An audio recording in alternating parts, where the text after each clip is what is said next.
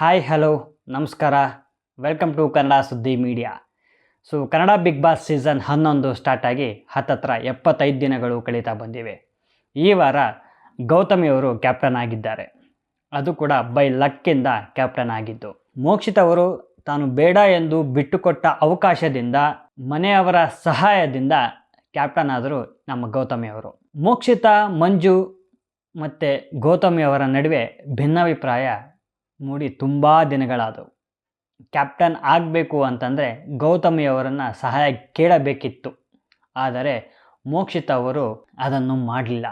ಯಾಕೆಂತಂದರೆ ಇದು ನನ್ನ ಸ್ವಾಭಿಮಾನ, ಇವತ್ತೇ ನನ್ನ ಮನೆಯಿಂದ ಹೊರಗೆ ಹಾಕಿದರೂ ಸಹ ನನ್ನ ಸ್ವಾಭಿಮಾನ ಬಿಟ್ಟು ನಾನು ಬದುಕಲ್ಲ ಅಂತ ಹೇಳಿದರು.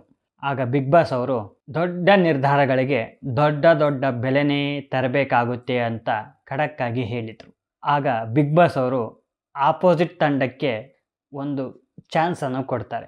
ಆ ಅವಕಾಶ ಪಡೆದ ಆ ಟೀಮ್ನವರು ಮಂಜು ಅವರು ಹೆಚ್ಚಿನ ಬೆಂಬಲ ನೀಡಿ ಗೌತಮಿ ಅವರಿಗೆ ಕ್ಯಾಪ್ಟನ್ ಓಟಕ್ಕೆ ಇಳಿಸ್ತಾರೆ.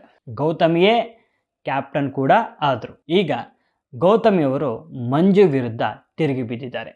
ಮೋಕ್ಷಿತ ಹೇಳಿದ್ದೇ ಸರಿ ಅಂತ ಎನ್ನುತ್ತಿದ್ದಾರೆ. ಈ ವಾರ ಗೌತಮಿ ಕ್ಯಾಪ್ಟನ್ ಆಗಿದ್ದು ಮನೆಯಲ್ಲಿ ಒಂದಷ್ಟು ಬದಲಾವಣೆ ತರಬೇಕಂತ ಪ್ರಯತ್ನ ಪಡ್ತಾನೇ ಇದ್ದಾರೆ.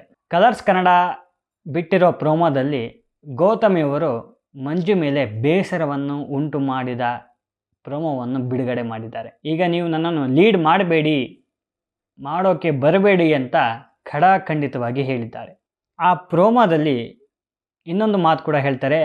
ಗೌತಮಿಯವರು ಮೋಕ್ಷಿತ ಹೇಳಿದ್ದೇ ಸರಿ, ನಾನು ಕ್ಯಾಪ್ಟನ್ ಆದಾಗ ಡು ನಾಟ್ ಲೀಡ್ ಮೀ ಅಂತಲೂ ಮೆನ್ಷನ್ ಮಾಡಿದ್ದಾರೆ. ನಿಮ್ಮ ವಾಯ್ಸ್ನಲ್ಲಿ ನನ್ನ ವಾಯ್ಸ್ ಕೆಳಗೆ ಹೋಗ್ತಾ ಇದೆ.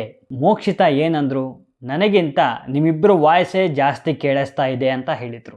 ಈಗ ನನಗಿಂತ ನೀವೇ ಹೆಚ್ಚಾಗಿ ಮಾತಾಡ್ತಿದ್ದೀರಾ ಅಂತ ಮಂಜಣ್ಣನಿಗೆ ಗೌತಮಿಯವರು ಹೇಳಿದ್ದಾರೆ.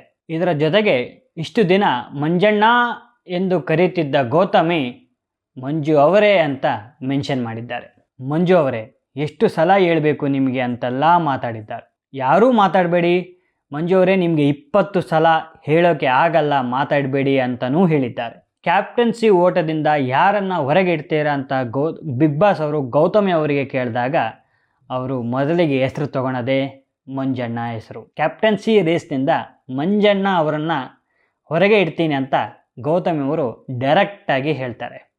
ಹಾಗಾಗಿ ಈ ವಾರದಲ್ಲಿ ಮಂಜಣ್ಣ ಅವ್ರಿಗೆ ಕ್ಯಾಪ್ಟನ್ಸಿ ಸಿಗುವುದಿಲ್ಲ. ಮಂಜಣ್ಣ ಅವರು ಬೇರೆಯವರನ್ನು ಅಣಗಿಸೋದು, ಜೋರಾಗಿ ಮಾತಾಡ್ತಾ ಇದ್ರು. ಆದರೆ ಗೌತಮಿಯ ಮಾತುಗಳಿಗೆ ಮನಸ್ಸಿಗೆ ಸಿಕ್ಕಾಪಟ್ಟೆ ನೋವುಂಟು ಮಾಡ್ಕೊಂಡ ಮಂಜಣ್ಣ ಅವರು ಇಲ್ಲಿವರೆಗೂ ಏನು ಮಾತಾಡೇ ಇಲ್ಲ.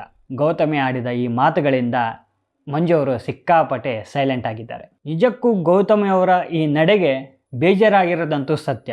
ಇದು ಕೇವಲ ಈ ಒಂದು ಟಾಸ್ಕಿಂದ ಈ ಥರ ಆಗಿದ್ದರೆ ಸರಿ, ಇನ್ನು ಮುಂದೆ ಇವರಿಬ್ಬರು ದೂರ ಆಗೋದ್ರಲ್ಲಿ ಅನುಮಾನವೇ ಇಲ್ಲ.